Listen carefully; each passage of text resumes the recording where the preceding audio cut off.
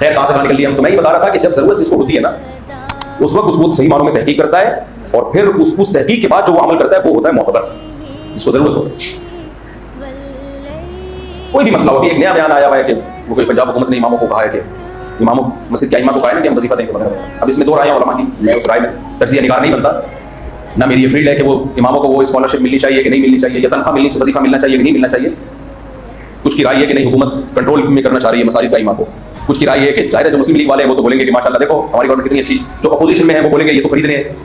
تو میں اس میں کوئی تبصرہ نہیں کرتا لیکن اس میں اعتبار کس کی رائے کا ہوگا؟ مساجد کے اماموں کی رائے کا ہوگا. وہ کیا کہہ رہے ہیں؟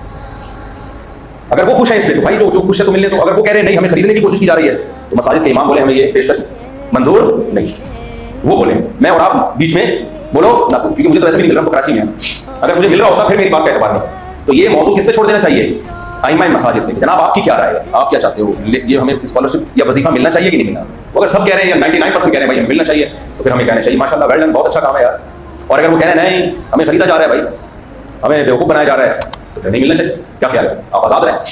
ویسے امام میں جا رہا ہوتا غلامی ہے.